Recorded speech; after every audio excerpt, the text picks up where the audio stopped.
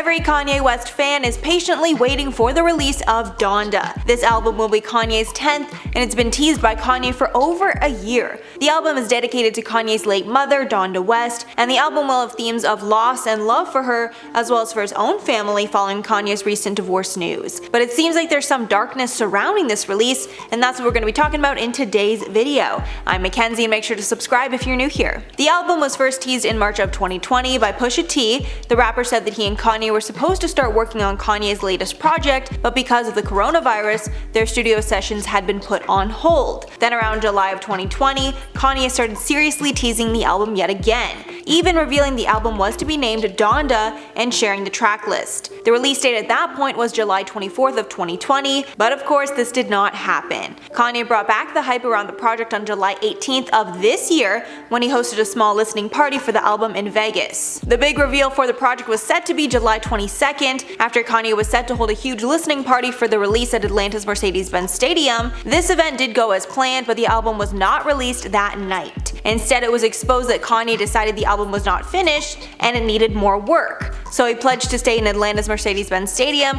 until the album was released. It's been close to a week now and the album is still not done. Kanye even confirmed that he was living in the stadium when he posted a photo of the room that he was living in. It's a small closet with just a simple bed along with Kanye's clothing. Kanye didn't caption the photo, but the intention was clear, that he was living there until Donda was finished. Now let's get a little more into the album, Donda. It's been speculated that the main themes of the album are going to be surrounding Kanye's current divorce from Kim Kardashian, whom he shares 4 children with. And some of the lyrics prove this. On one song, Kanye raps, quote, "Tell the assassins I escaped from Calabasas," saying on another track, quote, "I'm losing my family." Apparently another song also starts with North West's daughter, pleading with him to stay home. The album also seems to have some religious influence from his last project as well. But it's clear that the album has been an emotional roller coaster for Kanye. This was made clear at the Atlanta listening event when Kanye broke down crying after rapping about losing his family.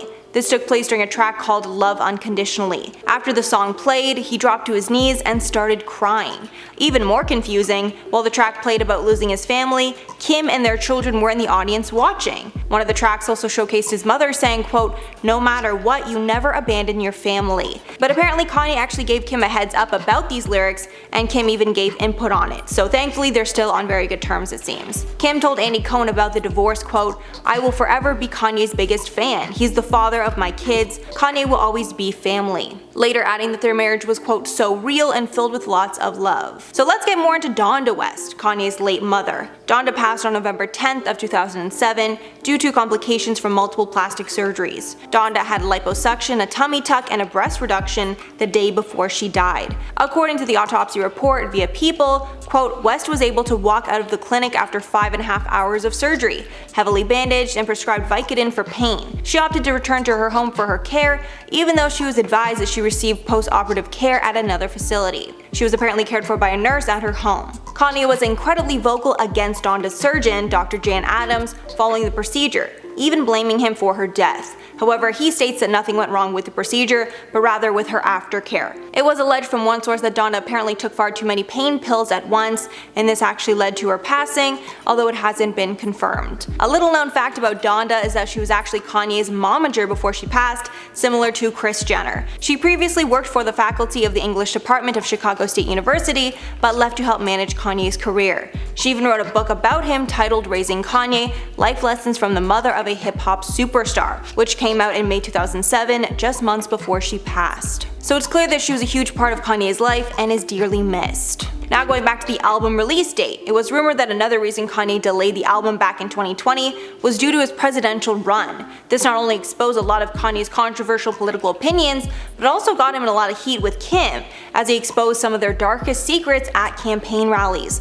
along with his tweet rants around that time. Although Kanye has hinted that he's eyeing 2024 for another presidential run, nothing has been set in stone as of now. So that's all for the video guys. Please let me know your thoughts below about anything that I said, and let me know if you're going to be listening to Donda. Usually I wouldn't care so much about listening to a Kanye album, like I like his music, but you know, I'm not waiting for it at midnight, but after all this hype surrounding it, I'm definitely going to have to take a listen. Before I go, I'm going to shout out some comments for my video on influencers that turned down major roles. RJ said, "I wonder if Rachel McAdams ever regrets not taking The Devil Wears Prada." That's what I didn't know about. Was she going to be, Andy, was that her name? what is her name? I'm blanking on the lead character's role, but was she gonna be, I guess, the lead character? Anne Hathaway, that's who it is. Crazy, I didn't know that. Then Boom Boom said, Wild Wild West is highly underrated, and don't get me even started on the soundtrack. Was Will rapping on the soundtrack? I've never even heard of the film, but anything with Will Smith just has to be good. Just has to be. Then Fallon says Tana Moja was sent an offer to be on The Bachelor. I don't even need to see the receipts.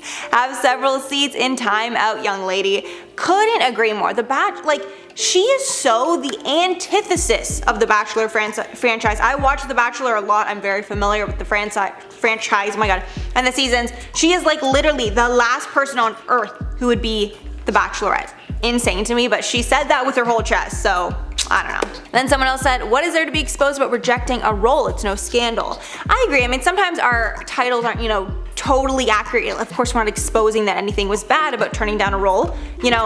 Turning down roles leads to better things when one door closes, another opens, or whatever the reason. So it's not always like that. Sometimes it's just, we want to put it in a catchy title and just kind of that makes the most sense for the majority of people, you know what I mean? Alright guys, that's all for the video today. Thanks so much for sticking around if you made it all the way here. If you liked the video and you want to see some more, make sure to like and subscribe to the channel below. I've been your host, Mackenzie Smith. Make sure to check us out on social media, and I'll catch you on the next one.